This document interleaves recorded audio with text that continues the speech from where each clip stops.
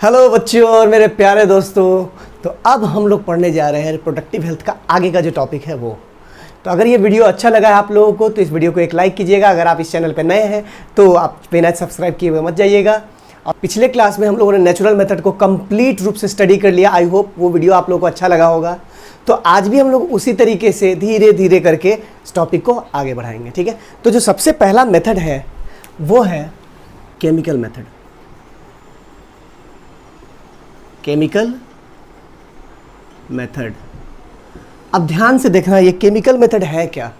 Chemical method भी method of contraception में आता है, लेकिन ये भी 100% इफेक्टिव नहीं होता है। इसके अंदर क्या क्या होता है तो इसके अंदर याद रखिएगा, जेल, फोम, ठीक है, क्रीम, ये सारे के सारे जो क्रीम है, जेल है और फोम है, ये चेहरे पे लगाने वाले क्रीम नहीं है, ठीक है। तो उससे आप कंफ्यूज मत होइएगा। ये सारे के सारे जो हैं ये स्पर्मिसाइडल हैं। कैसे हैं? स्पर्मिसाइडल। जैसे होता है सुइसाइड, सुई मतलब सेल्फ, साइड मतलब किलिंग, उसी तरीके से स्पर्मी मतलब स्पर्म और साइडल मीन्स किलिंग, यानी स्पर्म किलिंग केमिकल है ये। क्या है ये? स्पर्म किलिंग केमिकल, ठीक है। तो ये स्पर्म को किल करने वाला केमिकल है जो कौन अप्लाई करेगा, ठीक है, before reproduction. Reproduction it means ये जो कोइटस होगा उसके जस्ट पहले फीमेल के this cream is applied in the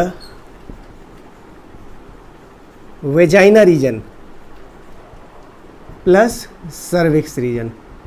तो ये क्रीम को अगर रिप्रोडक्शन के पहले फीमेल या तो वेजाइना रीजन में या फिर कंप्लीट सर्विक्स और वेजाइना दोनों वाले रीजन में अगर अप्लाई कर ले तो ये पॉसिबल है, इसके कुछ चांसेस बनते हैं कि जब भी सीमेन जाएगा वेजाइना में और सर्विक्स में कलेक्ट होगा तो वहाँ पे जाकर वो किल हो सकता है, ख़त्म हो सकता है, ठीक है।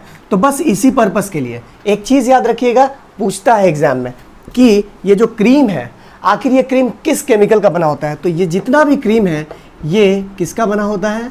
नॉन ऑक्सिनॉल 9 होता है इसमें, ठीक है ना। तो ये नॉन ऑक्सिनॉल 9 है, यही स्पर्मिसाइडल नेचर का होता है, तो इसी के थ्रू होता है, ठीक है। तो ये था केमिकल मेथड। अब तो नेक्स्ट हम लोग देखेंगे बैरियर मेथड, ठीक है।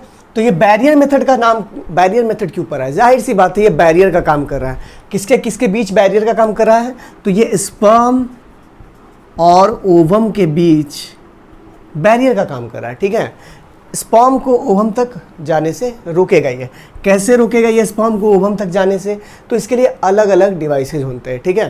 तो अलग अलग जो डिवाइसेज है उसमें क्या आएगा, जैसे कि हम लोग देखते हैं सर्वाइकल कैप, सर्वाइकल कैप हो गया, ठीक है। इसके अलावा देखा जाए तो कॉन्डोम हो गया, फेम शील्ड हो गया, फेम शील्ड फीमेल कॉन्डोम होता है, ठीक है। इसके अलावा देखा जाए तो वॉल्ट हो गया, ठीक है। इसके अलावा देखिए सर्वाइकल कैप हो गया, वॉल्ट हो गया, फेम शील्ड हो गया, कॉन्डोम हो गया। तो ये सारे जो डिवाइसेज हैं इन सब का प्राइमरी फंक्शन क्या है? इनका फंक्शन है कि ये सीमेन को वेजाइना यानी सर्विक्स जो है इसमें ही कलेक्ट करके रख लेंगे, वेजाइना यूट्रस तक बढ़ने नहीं देंगे, ठीक है। तो सर्वाइकल कैप जो है ये किस चीज़ का बना हुआ होता है? तो ये रबर का बना हुआ होता है, ठीक है।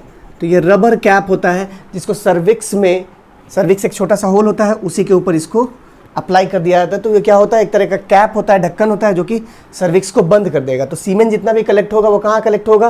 तो वो सारा का सारा कलेक्ट हो जाएगा सर्वाइकल कैप में। वॉल्ट भी कुछ इसी तरीके का है, ऐसा ही होता है, लेकिन ये जो वॉल्ट है इसमें मेटल का भी कुछ अंश होता है, ठीक है, और प्लस रबर होता है, और ये दोनों मिलकर एक साथ जस्ट इसी तरीके से वेजाइना और यूट्रस को ढक देते हैं, ठीक है। कॉन्डोम और फेम शील्ड ये क्या है? तो याद रखिएगा कॉन्डोम जो है ये सिलिंड्रिकल शेप का होता है, ठीक है, ये सिलिंड्रिकल होता है और इसका एक एंड बंद होगा, दूसरा एंड ओपन होगा, यहाँ रिंग लगा हुआ रहता है रबर का।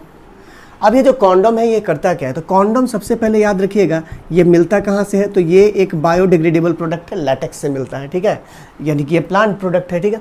काफ़ी ज़्यादा स्ट्रेचेबल होता है जिसको मेल जो है वो कॉपुलेशन के दौरान, क्वाइटस के दौरान अपने पेनिस के ऊपर इनरोल कर लेता है, और जब पेनिस के ऊपर इनरोल कर लेगा तो क्या होगा, जब भी इजैकुलेशन होगा तो इजैकुलेशन के दौरान अब क्या होगा कि जितना भी सीमेन है वो सारा का सारा सीमेन यहीं पे कलेक्टेड रह जाएगा, वेजाइना में एंटर नहीं कर पाएगा। लेकिन ये भी जो है 100% श्योर शॉट नहीं है कि ये कॉन्ट्रासेप्शन करेगा, ठीक है। क्यों, कभी कभी होता क्या है कि रिप्रोडक्शन के दौरान अगर फोर्सफुल रिप्रोडक्शन हो रहा है, ठीक है, तो ये होता है कि कंडम बर्स्ट कर जाता है।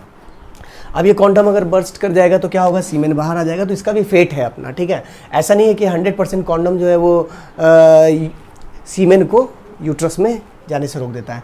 इसके अलावा एक चीज़ याद रखिएगा, ये केवल और केवल कॉन्सेप्शन को ही नहीं रोकता है, इसका नाम ये जो है, इसके अलावा ये एसटीडी से भी बचा करके रखता है। मान लेते हैं मेल हो या फीमेल हो, रिप्रोडक्शन करें, दोनों में से किसी एक को अगर किसी तरीके का सेक्सुअली ट्रांसमिटेड डिजीज़ है तो उस डिजीज़ को रोकने में भी कॉन्डम हेल्प करता है, ठीक है। तो ये होगा कॉन्डम। अब फेम शील्ड क्या है, तो फेम शील्ड जो है ये प्लास्टिक का होता है, ठीक है। ये जो हम लोग मार्केट से पॉलीथीन वगैरह लाते हैं जस्ट उसी प्लास्टिक का होता है, थोड़ा स्ट्रांग होता है ये, और इसका एक एंड जो है, इसका एक एंड जो है, सबसे बाहर का जो रिंग होगा वो रिंग बड़ा होता है, ठीक है, और दूसरा एंड जो है ये थोड़ा नैरो होता है जो कि यूट्रस के साइड में होता है, ठीक है। अब फीमेल इसको सेल्फ इंसर्ट करती है। एक चीज़ याद रखिएगा, चाहे वो केमिकल मेथड हो चाहे वो बैरियर मेथड हो, इन दोनों में जो भी डिवाइसेस का यूज़ हो रहा है, जो भी दवाओं का यूज़ हो रहा है, ठीक है, उन सबको सेल्फ अप्लाई किया जा सकता है। इसके लिए कोई प्रैक्टिस डॉक्टर का ज़रूरत नहीं होता है, ठीक है। ये बात आप ध्यान रखिएगा। तो ये भी फीमेल में अप्लाई होगा, और होता क्या है कि इधर से मेल का पेनिस जाएगा, ठीक है, तो अगर मान लेते हैं इजैकुलेशन होता भी है तो यहाँ पे वो चीज़ सीमेन जो है वो रुक जाएगा, ठीक है। लेकिन ये भी जो है 100% श्योर नहीं है कि ये कॉन्सेप्शन को रोकेगा। तो ये था बैरियर मेथड। आई होप आपको बैरियर मेथड समझ में आ गया होगा। इसमें बहुत बड़ा रॉकेट साइंस नहीं है, ठीक है, इजीली आप इसको समझ सकते हैं। एक एक लाइन काफ़ी है इसके लिए जानने के लिए। हाँ, केवल ये याद रखिएगा कि ये लेटेक्स का बना हुआ होता है, ठीक है, बायोडिग्रेडेबल प्रोडक्ट है। साथ ही साथ कॉन्सेप्शन को ही केवल नहीं रोकता है, ये साथ ही साथ क्या करता है, एसटीडीज़ को भी रोकता है, ठीक है। अब हम लोग बढ़ेंगे नेक्स्ट टॉपिक की तरफ, जो है कि हम लोग का IUCDs, intra uterine contraceptive devices.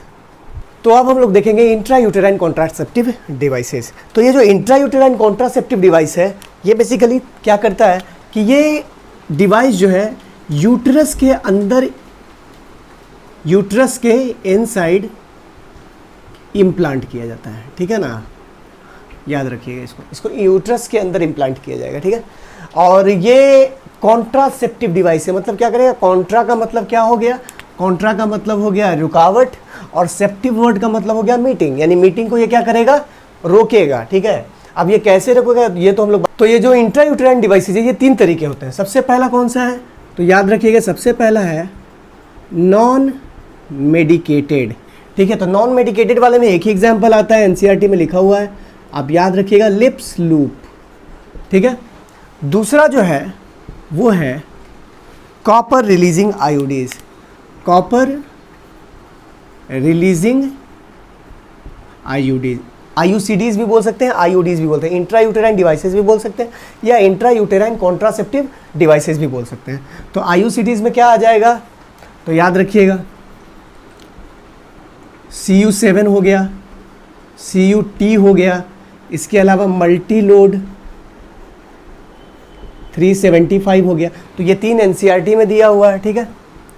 अगला जो है वो है hormone releasing IUDs, hormone releasing IUDs, ठीक है। तो याद रखिएगा, इसका हो जाएगा प्रोजेस्टा, सर्ट और LNG-20।